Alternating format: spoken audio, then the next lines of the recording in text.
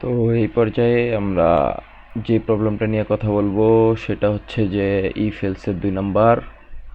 তো 2 নাম্বার প্রবলেমে বলা হয়েছে যে write a C program to check whether a number is divisible by 5 and 11 or not.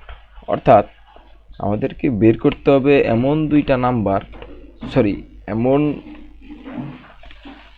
Number যেটা ইনপুট দিব এবং সেইটা 5 দিয়ে ডিভিজিবল কিনা এবং অবশ্যই সেটা 11 দিয়েও ডিভিজিবল কিনা, অথবা একটা দিয়েও ডিভিজিবল হবে না। তো এটা হচ্ছে যে আমাদের বের করতে হবে। অর্থাৎ আমরা যদি একটু গ্রাফিক্যালি দেখাই যে আমরা একটা নাম্বার ইনপুট দেব n, ওই নাম্বারটা যে 5 দিয়ে যদি আমি ভাগ দেই সেই nটাকে, তাহলে এখানে সামথিং কিছু একটা আসবে x, এবং সেটার ভাগশেষ অবশ্যই 0 হইতে হবে, মানে মাস্ট 0 হইতে হবে। এবং অবশ্যই 11 দিয়েও যদি সেটাকে ভাগ দেই nটাকে, এখানে একটা ভাগফল আসবে y, এবং এইটাও 11 দিয়ে ভাগ দিলেও অবশ্যই ভাগশেষ 0 আসতে হবে।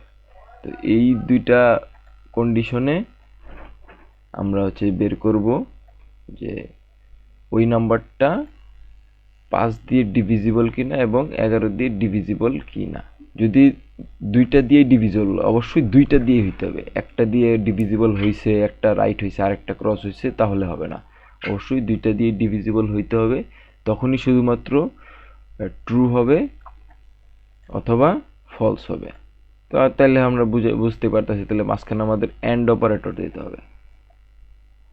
এন্ড অপারেটর অর্থাৎ এন্ড অপারেটর, এরকম এন্ড অপারেটর দিতে হবে।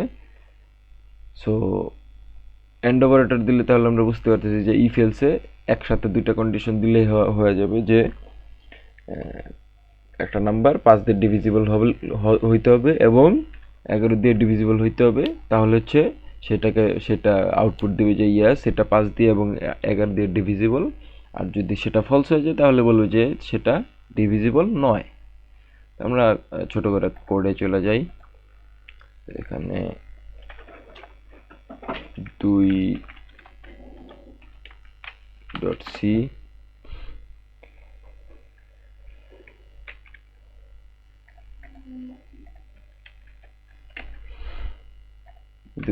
তে আমি মেইন টু লেখা শেষ করে রাখি। তাহলে এখানে একটা নাম্বার ইনপুট দিতে হবে যে ইন্ট এন হচ্ছে ইনপুট নিবে স্ক্যানএফ এর মাধ্যমে নিল, ঠিক আছে। তারপরে বের করতে হবে, প্রশ্ন বলছে কি যে নাম্বারটা divisible by 5 and 11, and operator দিয়ে দুইটাকে যুক্ত করে দিতে হবে। তাহলে আমি এখানে ইফ এলসে চলে যাই।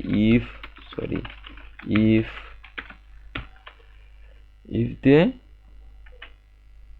যেহেতু নাম্বারটা n এবং সেটা ডিভিজিবল হয় কিনা সেটা আমার বের করতে হলে এই এটা তো আমরা ভাগশেষটা আমাদের বের করতে হবে, দুইটারই ভাগশেষ বের করতে হবে। তাহলে ভাগশেষ বের করতে হলে আমরা জানি যে n% 5 এবং n%11 দুইটা ইকুয়াল টু 0, দুইটা ইকুয়াল 0। এই কন্ডিশনও সত্য হইতে হবে, এই কন্ডিশনও সত্য হইতে হবে। মাঝখানে আমি এন্ড অপারেটর যুক্ত করে দেব, এবং দুইটাই সত্য হলে তাহলে ট্রু, নাইলে ফলস। তাহলে ইফ n%5 ইকুয়াল টু 0, এটাকে আমি ব্র্যাকেট দিয়ে দিলাম, ব্র্যাকেট না দিলেও চলবে, বারবার ব্র্যাকেট না দিলেও হয়। n%11, আচ্ছা ব্র্যাকেট না দিই, অনেকের কাছে কমপ্লেক্স লাগবে। n% equal to 0 and n%11 equal to 0, অর্থাৎ এটা হচ্ছে আমাদের ফার্স্ট কন্ডিশন। এবং দুইটা কন্ডিশন আমি অ্যান্ড অপারেটরের মাধ্যমে যুক্ত করে দিছি। n হচ্ছে যে 5 দিয়ে মডুলাস করলে তার ভাগশেষ 0 থেকে যাবে, এবং n কে 11 দিয়ে মডুলাস করলে সেইটার ভাগশেষ 0 থেকে যাবে। তাহলে এবং এই দুইটা যদি সত্য হয় তাহলে প্রিন্ট করবে printf with এত % is এখান থেকে কপি করে আনি পার্সেন্ট ডি ইজ কপি কই করো percent d is divisible by 5 and 11 d is divisible by 5 and 11 কমা দিয়ে n আউটপুট দিয়ে দিলাম যদি এই কন্ডিশন সত্য না হয় অর্থাৎ এই কন্ডিশনটার যে কোনো একটা মিথ্যা হইলেই এই এলসে চলে যাবে যদি 5 দিয়ে ডিভিজিবল না হয় অথবা 11 দিয়ে ডিভিজিবল না হয় অর্থাৎ প্রথমটা একবার ধরি যে কোনো একটা নাম্বার 5 দিয়ে ডিভিজিবল হইল তার বাক্সে শূন্য হইল কিন্তু 11 দিয়ে ডিভিজিবল হইল না তার বাক্সে শূন্য হইল না তখন হচ্ছে যে এই পুরো কন্ডিশনটাই হচ্ছে ফলস হয়ে যাবে যে কোনো একটা ট্রু হইলে এই এন্ডের কন্ডিশন ট্রু হবে না এন্ডের কন্ডিশন আমরা জানি যে দুইটাই ট্রু হইতে হবে না হলে ফলস হয়ে যাবে এবং ফলস হইলে এলসে চলে যাবে অর্থাৎ ওইটা না হইলে ওইটা যদি ফলস হয় তাহলে আরও যে এক্সট্রা যে কন্ডিশন রিমেইন করে সেটা হচ্ছে প্রিন্ট করবে printf এখানে আমরা এইটুকু কপি করে নিই যে percent D is not divisible by 5 and 11 এবং সেমিকোলন এখানে কমা দিয়ে n এই তো হচ্ছে আমাদের কি বলে প্রোগ্রাম তো আমরা প্রোগ্রামটা রান করি রান করলে আমরা দেখতে পাবো এখানে আমার কাছে একটা ইনপুট চাইতেছে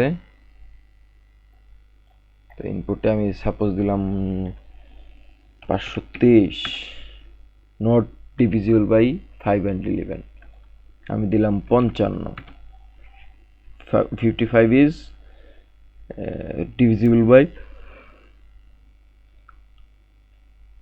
5 and 11 আবার আমি যদি একটা ইনপুট দেই 75 not divisible by 5 and 11 88 not divisible by 5 and 11 তো এই